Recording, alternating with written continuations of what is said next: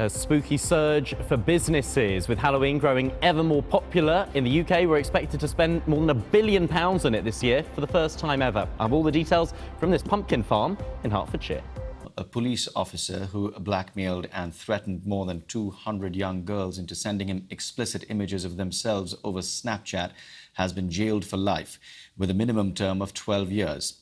Lewis Edwards groomed girls aged between 10 and 16. 2 Metropolitan Police officers have been sacked after being found guilty of gross misconduct following the stop and search of 2 black athletes in 2020. The Team GB sprinter Bianca Williams and her partner Ricardo dos Santos, who is also a sprinter, said they were racially profiled when officers pulled over their car in West London, handcuffed them and searched them on suspicion of having drugs and weapons. None were found. MPs have voted to suspend the former Conservative Minister Peter Bone from Parliament for 6 weeks. An investigation found he'd bullied and was sexually inappropriate around a member of his staff.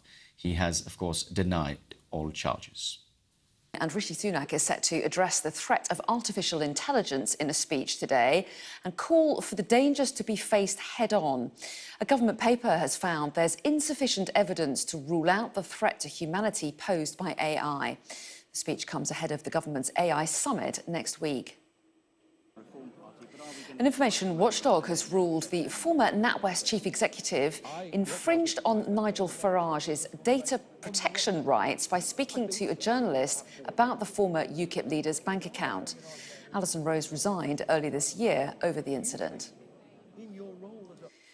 Pizza Express is potentially considering a takeover of the restaurant group which owns Wagamama. The London-listed company had agreed to be bought by Apollo Global Management for just over £500 million this month.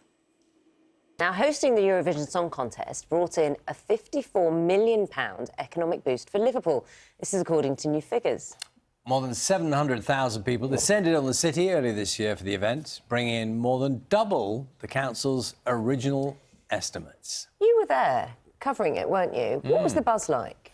No, there really was a sense that the city was... I mean, when you're there, you can't say it's benefiting, but it was busy. People were happy. Fundamentally, this is about money, isn't it? Yeah. And people went there and spent money. It's as simple as that. They were going out, they were buying things, they were eating and they were drinking. So, yes, it is one of those... Because often we hear those stories about sporting events, particularly, where the city, you think, do they make money? And in the round, has it cost them money or have they made money? And this sounds like a situation where money has been made. To bring you up to date with what papers are reporting this morning, the expected ground invasion of Gaza by Israeli forces continues to lead many of the front pages. The Daily Telegraph carries a picture of the Israeli Prime Minister, Benjamin Netanyahu, alongside comments he made in a televised address to the public to cast the coming war in biblical terms, adding that he would not be drawn on the timing of any operation. Let's have a look at The Guardian, reporting on fears of a worsening humanitarian crisis for the people of Gaza after the UN warned that its operations there would have to stop unless fuel supplies used to pump clean water, for example, run hospital generators, are allowed into the region. Also, that Labour leader Sir Keir Starmer is said to have failed to heal the rift in his party over how it should respond to the crisis in the Middle East. This is the Times newspaper. The paper adding that up to 4 shadow cabinet ministers are on resignation watch over the issue.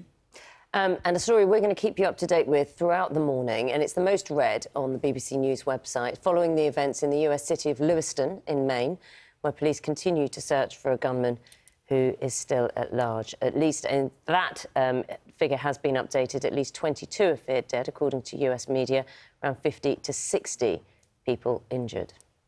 It's been a symbol of remembrance for more than a century, but for the first time in decades, the poppy's undergone a bit of a change. It is now entirely plastic-free.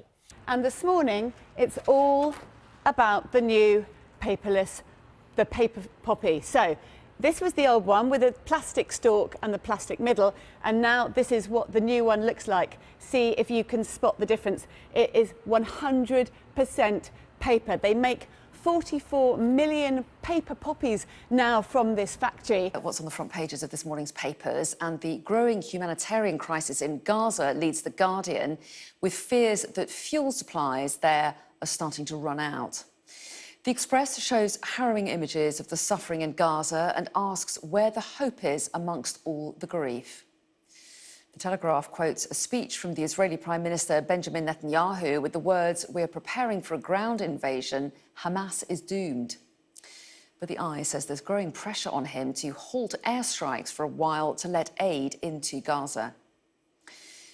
In the UK, the Mail reports that Labour is tearing itself apart over Keir Starmer's decision on who to back in the conflict.